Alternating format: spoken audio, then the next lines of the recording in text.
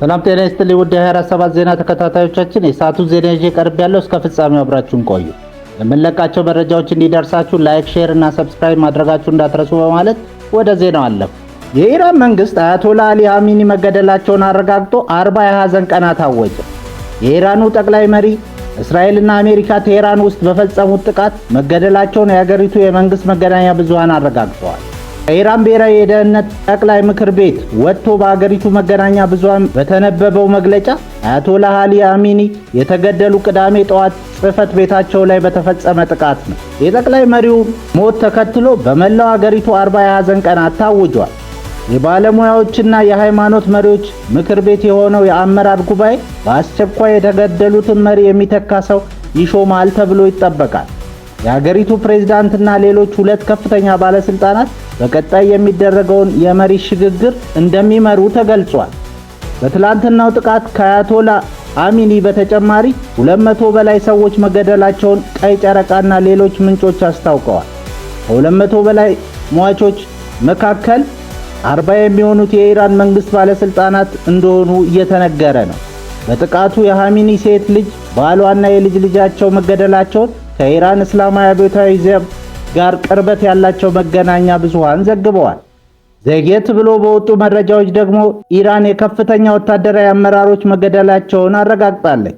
የሀገሪቱ የመከላከያ ሚኒስትር አዚዝ ናስር ዛዲ ቅዳሜ ዕለት በተፈጸመው ጥቃት ተገድለዋል። የጦር ኃይሎች ጠቅላይ አዛዥ ሌተናንት ጄኔራል አብዱራህማን ሞሳቪ በተመሳሳይ ጥቃት መገደላቸው ተረጋግጧል። በተጨማሪም የኤሊት እስላማዊ አብዮታዊ ዘብ IRGC መሪ ሜጀር ጄኔራል መሐመድ ፓክፑር እና የመከላከያ ምክር ቤት ጸሐፊ የሆኑት አሊ ሻምካኒ መገደላቸውን ታስኒም የዜና ወኪል ዘግቧል።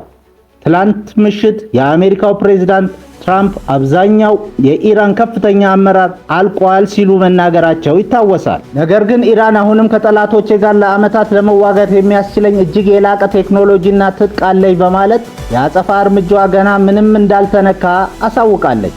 ሌሊቱን እስራኤልን በሚሳኤል እየደበደበች አድራለች።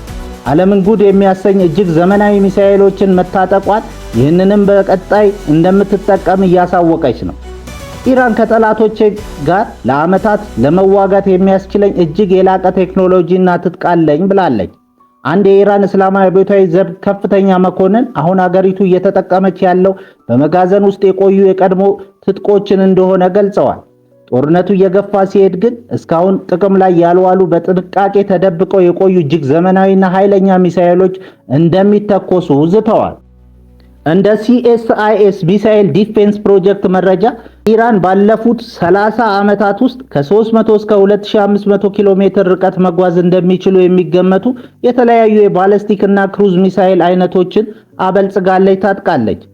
ሺሃብ 1 የተባለው ሚሳኤል አጭሩን ርቀት 300 ኪሎ ሜትር የሚጓዝ ሲሆን ሶሆማር የተባለው ሚሳኤል ደግሞ ረጅሙን ርቀት 2500 ኪሎ ሜትር መጓዝ የሚችል ነው።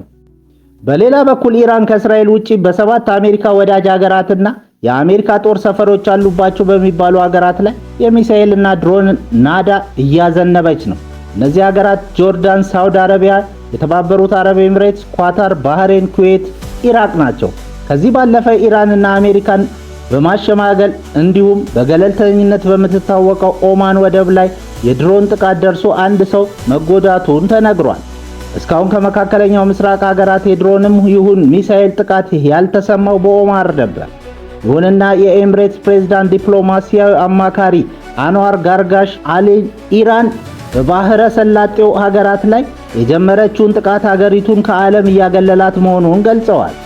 ኢራን በባህረ ሰላጤው ሀገራት ላይ እየሰነዘረች ያለው ጥቃት የተሳሳተ ስሌት መሆኑንና በዚህ ወሳኝ ወቅት ኢራንን ለብቻዋ ነጥሎ እያገለላት መሆኑን ተናግረዋል። ጦርነታችሁ ከጎረቤቶቻችሁ ጋር አይደለም ያሉት የፕሬዝዳንቱ አማካሪ ኢራን ወደ ምክንያታዊነት ተመልሳ ከጎረቤቶቿ ጋር በኃላፊነት ስሜት እንድትንቀሳቀስ ጥሪ አቅርበዋል። ኢራን ሳትገለልና ውጥረቱ ወደ ሌላ ደረጃ ሳይሸጋገር ጥቃቷን እንድታቆም አስጠንቅቀዋል። ይሁንና ኢራን የማንንም ማስጠንቀቂያ የማትሰማ መሆኑን የሚያረጋግጡ ድርጊቶች ማለትም በጆም ካራን መስጊድ ላይ ቀይ ሰንደቅ ዓላማ ሰቅላለች። ይህ ድርጊት በሺዓ ወግ መሰረት የፈሰሰ ደምንና ለበቀል የሚደረግ ጥሪት የሚያመለክት ምልክት ነው። ፑቲን የካሜኒን ግድያ የሥርዓት አልበኝነት ከፍተኛ ጥሰት ሲሉ ኮነኑ። የሩሲያው ፕሬዝዳንት ቭላዲሚር ፑቲን የኢራን መንፈሳዊ መሪ አያቶላ አሊ ካሜኒ በአየር ጥቃት መገደላቸውን ተከትሎ የጠነከረ ውግዘት ሰንዝረዋል። ፑቲን ለኢራን ፕሬዝዳንት መስዑድ ፔዜሽኪያን በላኩት የሐዘን መግለጫ ድርጊቱ ሁሉንም የሰው ልጅ የሥነ ምግባር ደንብና ዓለም አቀፍ ሕጎች በግልጽ የጣሰ አስነዋሪ ተግባር መሆኑን ገልጸዋል። ፕሬዝዳንቱ አክለው አሊ ካሜኒ በሩሲያ ዘንድ ታዋቂ ፖለቲከኛ ተብለው እንደሚታወሱና ለሁለቱ ሀገራት ስልታዊ ትብብር መጠናከር የማይተካ ሚና እንደነበራቸው መስክረዋል። ፑቲን ለሟቹ ቤተሰብና ለኢራን ሕዝብ ጥልቅ ሐዘናቸውን በመግለጽ ይህ ድርጊት በዓለም አቀፍ ደረጃ ሊያስከትል የሚችለውን መዘዝ አስምረውበታል። አሁን በተሰማ ዜና የኢራን መንፈሳዊ መሪ አያቶላ አሊ ኻሜኒ ከተገደሉ በኋላ ኢራን 3 አባላት ያሉት የሽግግር ምክር ቤት ሀገሪቱ በጊዜያዊነት እንዲመራ ማዋቀሯን ይፋ አደረገች። ከፍተኛ ስልጣን ያለው የሕገ መንግሥት ጠባቂ ምክር ቤት አባል የሆኑት አያቶላ አሊ ሬዛ አራፊ ጊዜያዊውን የሽግግር ምክር ቤት እንዲመሩ ተሾመዋል። ፕሬዝዳንት ማሱድ ፔዜሽኪያንና የኢራን ጠቅላይ ፍርድ ቤት ዋና ዳኛ ዘሃላም ሞሃሊኒ ሄሼይ የሽግግር ምክር ቤቱ አባላት ናቸው።